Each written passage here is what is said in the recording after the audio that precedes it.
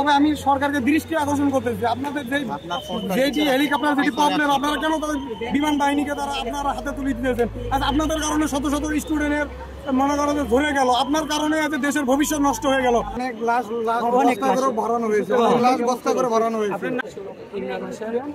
আমি হোস্টেলে থাকি, আমি ক্লাস করি। আপনি মাইলস্টোনে পড়েন? মাইলস্টোনে পড়ে হোস্টেলে।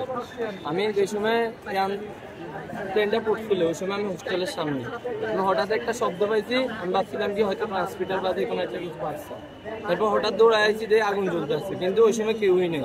ছিল একজন হোস্টেলের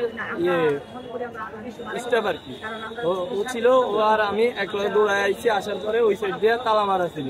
আমরা উপরে উঠছি, উঠার পরে আমগুর থেকে দেখলাম অনেকজনে দৌড়ায় উপরে উঠে গেছে। উঠে আসবার তালা ভাঙার চেষ্টা করছি, কিন্তু আমরা পারিনি।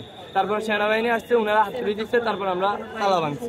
ভাঙার পরে আমরা ভিতরে ঢুকছি, দেখছিলাম যারা মানে জীবিত ছিল তারা দৌড়ায় আমগো কাছে আসে পড়ছে, যে সময় আমগুলো দেখছে।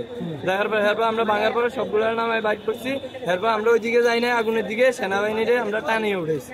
উঠানোর পরে ওনারা গেছে বাইর করছে, কিন্তু যেই জায়গার মধ্যে মেন প্লেনটা ব্লাস্ট হয়েছে ওই জায়গার মধ্যে যারা ছিল একজন জীবিত ছিল না, সবাইকে হেলিকপ্টার করে নেওয়া হয়েছে। আমি সরকারকে দৃষ্টি আকর্ষণ করতেছি, আপনাদের যে হেলিকপ্টার যেটি প্রবলেম, আপনারা কেন তাদের বিমান বাহিনীকে তারা আপনারা হাতে তুলে দিয়েছেন? আজ আপনাদের কারণে শত শত স্টুডেন্টের মনে করো যে ধরে গেল, আপনার কারণে আজ দেশের ভবিষ্যৎ নষ্ট হয়ে গেল। আমি তাই বলতে চাই যে আপনারা এই যে আপনাদের নষ্ট যে ইগুলো আছে এগুলো ভালো করে সার্ভিস করেন, এবং বাংলাদেশ যে বিমান বাহিনী আছে এই বিমান বাহিনীকে ভালো যানবাহন দিয়ে আপনারা প্রশিক্ষণের আয়ত্তে আনুন। আপনারা কেন নষ্ট যে ইগুলো আছে আপনাদের যানবাহন এগুলো কেন তাদের হাতে আপনারা তুলে দিচ্ছেন?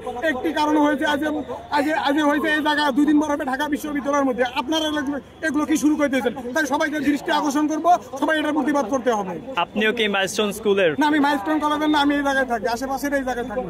আমরা প্রথমে ঢুকে দেখলাম যে যখন বাইরেরাও ছিল ওই জায়গায়, এরা তালা ভাঙি টাঙ্গি অনেকে বের করা হয়েছে। মানে ওই জায়গা তো ওটা তো বিস্ফোরণ হওয়ার পরে কিন্তু ওই জায়গার মধ্যে মনে করো দৌড়াই গেছি সবাই। ওই জায়গাটা আসলে কি হলো ওটা সুষ্ঠু তদন্ত করার জন্য পরে সেনাবাহিনী এলো, প্রত্যেকটা পুলিশের কর্মকর্তা এলো, এসে তারপরে ফায়ার সার্ভিস এসে প্রায় 1 ঘন্টা পরে এসে এদেরকে ফোন দেওয়া হয়েছে, কিন্তু অনেক লেট এসেছে। বলতেছে আচ্ছা আধা ঘন্টা আগে আসতে অনেক প্ল্যান বাঁচা যায়।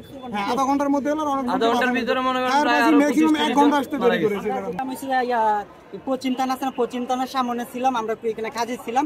তখন মানে আমরা কোনো কাজ করি না এখানে, আমরা ছাত্র দলের মানে যে কাজে মানে একটু মিটিং ছিল, এরকম আসছিলাম। তারপরে আমরা শুনতে পারছি যে এখানে দুর্ঘটনা ঘটছে। আয়সা দেখি তো মানে হাহাকার সৃষ্টি হয়ে গেছে। এই সেনাবাহিনী সাথে সাথে সেনাবাহিনী, ফায়ার সার্ভিস, পুলিশ, মানে যে যেমনি আসতে পারে মানুষ, জনগণ সবাই আইছে। আয়সা যে যেমনি পারে এইভাবে মানুষ মানে সেনাবাহিনী ভ্যান গাড়িতে নিয়ে গেছে, এরপরে ফায়ার সার্ভিস পর্যবেক্ষণ করছে। আর মানুষ একবারে কি বলবো, সাথে সাথে যেটি পুড়ে গেছে এটা মারা গেছে। আর যেটি আমরা পাচ্ছি দৌড়ে যে নিয়ে গেছি সেনাবাহিনীর সাথে ফায়ার সার্ভিস সবাই সুন্দর করে মানে অনেক লাশ ভরানো হয়েছে, লাশ বস্তা করে ভরানো হয়েছে। অবশ্যই বেশি হবে, ম্যাক্সিমাম 40 জনকার উপরে যাবে, সর্বনিম্ন 40 জনকার উপরে যাবে। শুধু জানানো হয়েছে 40 উপরে যাবে, এখনো কিন্তু ভিতরে লাশ রয়েছে। এখনো ফায়ার সার্ভিস গেছিল, তদন্ত করতেছে। আমি কিছুক্ষণের মধ্যে ছিলাম, এখনো কিন্তু ভিতরে লাশ আছে। কিন্তু এগুলো হয়তো ফায়ার সার্ভিস আসার মাধ্যমে আপনাদের জানাবে যে কতটুকু আছে। তবে আশা করা যায় 40 জনকার উপরে আছে, আমি নিশ্চিত। কারণ বস্তায় যখন লাশ ভরা, আমি ওই পাশে আমরা দেখেছি পুরা দেহগুলো যখন বস্তার মধ্যে ভরা, আমি নিশ্চিত 40 জনকার উপরে ওই জায়গায় বের হবে। আচ্ছা, আপনারা যখন ভিতরে ঢুকেন সর্বপ্রথম কি দেখেন? না, আমরা যখন সর্বপ্রথম ভিতরে ঢুকি, ভিতরে ঢোকার পরে দেখি যে মনে করো যে সবগুলোই তো পুড়ে ছারখার হয়ে যায়, যে লাশ যেগুলো ছিল, বিমান ছিল এবং সবগুলোই পুড়ে ছারখার হয়ে যাচ্ছিল। ওই তখনই কিন্তু ওই জায়গার মধ্যে যে লাশগুলো ছিল এগুলো কিন্তু যেগুলো একবার বাজে অবস্থা ছিল, যেগুলো পাইছি এগুলো তো কিন্তু হসপিটালে নেওয়া হয়েছে। যেগুলোকে পানি এগুলো মনে করো যে বস্তার মধ্যে ভরে এগুলো মনে করো গাড়িতে নিয়ে যাওয়া হয়েছে, যে কোনো সিস্টেমের অ্যাম্বুলেন্সে নিয়ে যাওয়া হয়েছে।